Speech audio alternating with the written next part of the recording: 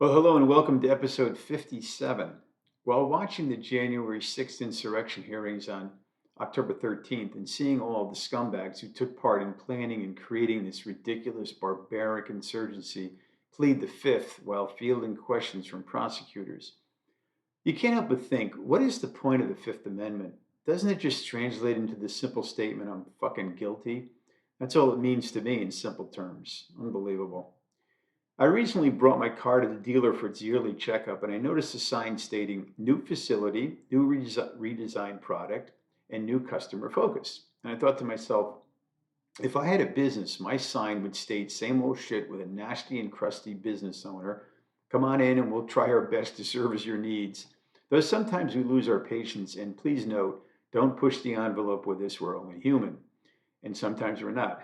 Have a nice day. And this is more evidence that my material is getting very thin, very thin.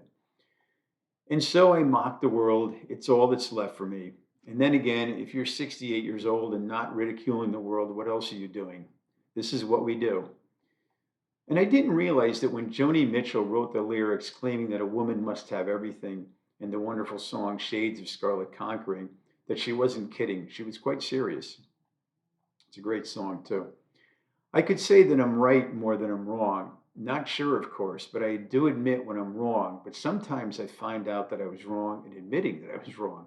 So that means I was right. But it all works out, and there's a sliding scale on right and wrong, anyways.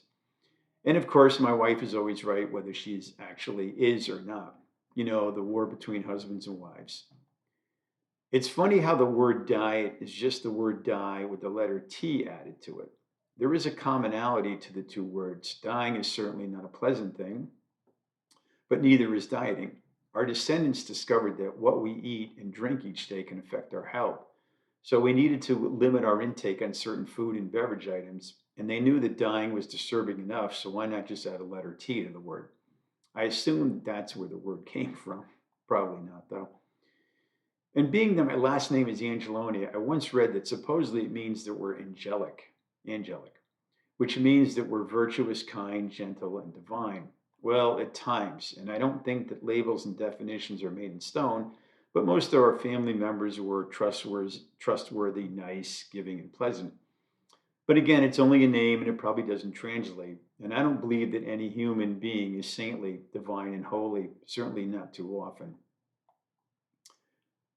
And this was a strange occurrence. While on vacation, a woman sitting on Bimini Beach facing me from about 3 or 4 seats away asked if I was from Miami. And I'm not kidding either. So I say no, but then I hesitantly asked, why do you ask? But by then she was quickly gone, and that is mentally and emotionally. I now didn't exist since I wasn't from Miami, as if me being from Miami was an existential question and she was obviously solipsistic. I felt like saying, you asked me a question, now answer mine, but it was useless. Too complicated of a question because you have to think about what you're going to say. This was the epitome of shallow. And why she asked me if I was from Miami, I'll never know.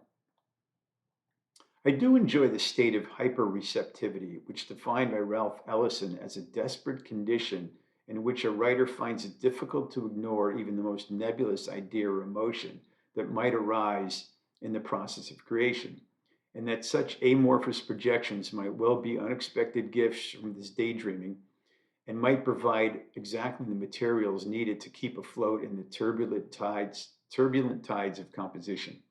I can relate to this. I need to improve my reading here. All right, I'm going to talk about the amygdala. It's an interesting part of the brain simply because it is the core of the neural system for processing fearful and threatening stimuli. The reason I'm bringing up the amygdala is that it helps to coordinate responses to things in your environment, especially those that trigger an emotional response. It's also involved in tying emotional meaning to our memories and decision making, so it's a very impactful portion of our brain. It basically controls the fight or flight response and is also considered to be a major factor in behavioral responses. In the book Emotional Intelligence Why It Can Matter More Than IQ, psychologist Daniel Goleman named this emotional overreaction to stress amygdala hijack. The amygdala hijack occurs when your amygdala responds to stress and disables your frontal lobes.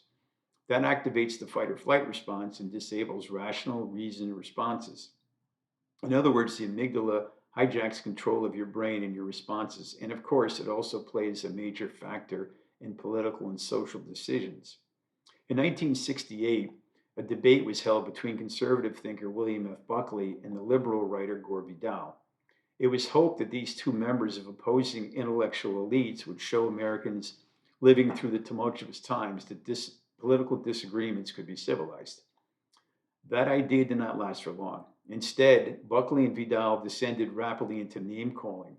Afterward, they sued each other for defamation. The authors, a trio of political scientists at the University of Nebraska-Lincoln and Rice University, argued that if the differences between liberals and conservatives seem profound and even unbridgeable, it is because they are rooted in personality characteristics and biological predispositions. On the whole, the research shows conservatives desire security, predictability, and authority more than liberals do, and liberals are more comfortable with novelty, nuance, and complexity. If you had put Buckley and Vidal in a magnetic resonance imaging machine and presented them with identical images, you would likely have seen differences in their brain, especially in the areas that process social and emotional information. The volume of gray matter or neural cell bodies making up the anterior cingulate cortex, I mean, this is a little over my head, an area that helps detect errors and resolve conflicts, tends to be larger in liberals. And the amygdala, which is important for regulating emotions and evaluating threats, is larger in conservatives. While these findings are remarkably consistent, they are probabilities, not certainties, meaning there is plenty of individual variability. The political landscape includes lefties who own guns, right wingers who drive Audis and BMWs, and everything in between. There is also unresolved chicken and egg problem. Do brains start our processing the world differently, or do they become increasingly different as our politics evolve? Furthermore, it is still not entirely clear how useful it is to know that a Republican's brain lights up over X while a Democrat's responds to Y.